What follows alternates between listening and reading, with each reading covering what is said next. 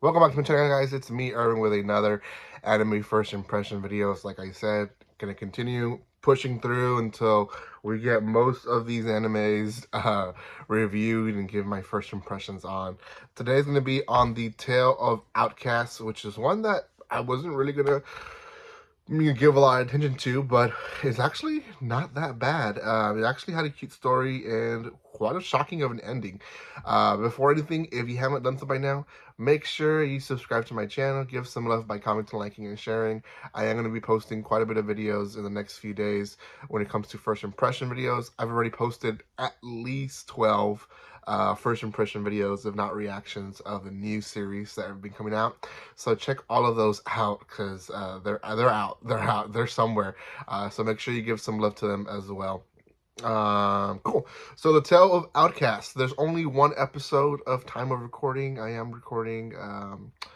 Let's see. I think this one aired yesterday, which was Sunday, but this probably will be posted tomorrow, which is Tuesday. So, there's been one episode out for a while now. So, it is only subbed at the time, and I don't know if they're going to dub it or not. I don't think this one is on the list of dubbing.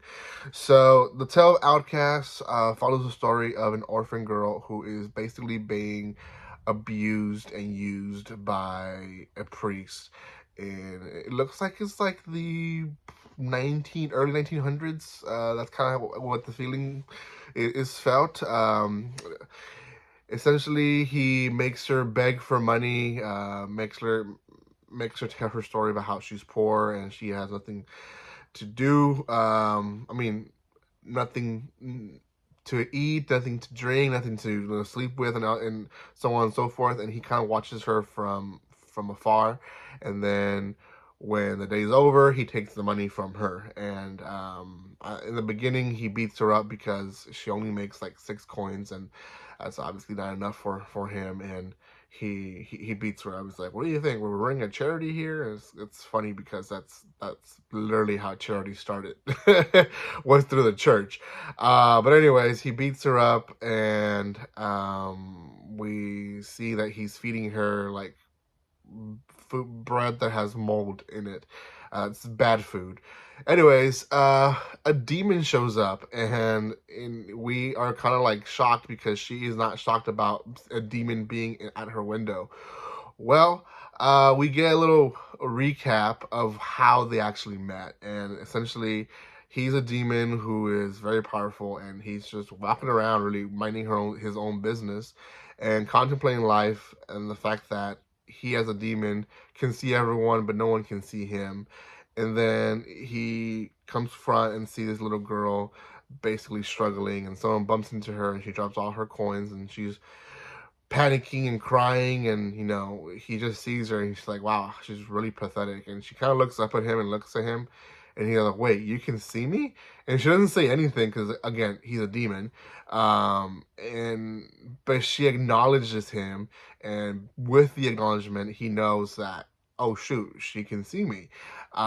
So that night he visits her, and they have a conversation, and she basically tells him like, I'm not afraid of you, but I'm able to see demons. I've had that power, and I've been essentially bullied and hated for it, which is why she ended up there in the church instead of in an orphanage, because kids would basically make fun of her for being able to see beyond what she was, beyond everyone else. The priest decides to sell her at one point to this guy who is just a sicko. He likes to torture little kids, and he eventually does sell her, and the demon basically doesn't do anything about it because he doesn't want to intervene. The only way he can is that if she sells her soul or something of hers to the demon, and he's like, I don't want you to do that because you can have a better life. You just, we'll see what happens. Well, at the same time, there is two people that seem like to be like exorcists from the church, trying to hunt him down. He's very oblivious about it, but they go to the church because they see a big sign of him there, and they talk to the priest, and they're like, well, I had a little girl who talked to herself at night a lot, And they're like, yeah, she was probably talking to the demon. And they asked him, like, where's the little girl? He's like, well, he's with this guy who likes to torture kids. And the demon overhears this and runs to her aid. These exorcists see the demon run, and they're like, oh shoot, he was here. Well, at the place, he saves her. There's an accidental fire that burns down the house.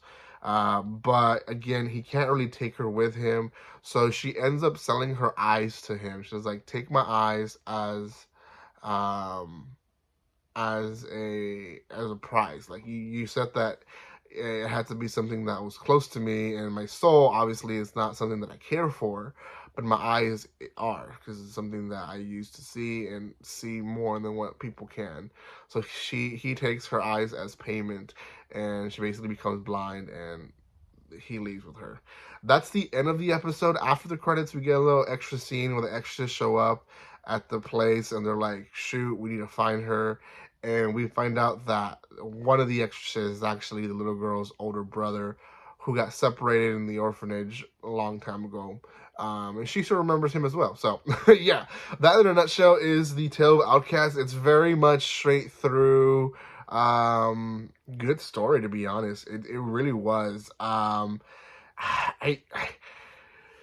don't know if this is going to become a traveling type of story, because he knows that he's being chased, so he's going to be on the run. So I don't know if it's going to be just them traveling around trying to escape from the exorcist, and kind of them seeing stuff around. And kind of have like a father-daughter relationship, and it becoming more of a cute story, less of it being so dark.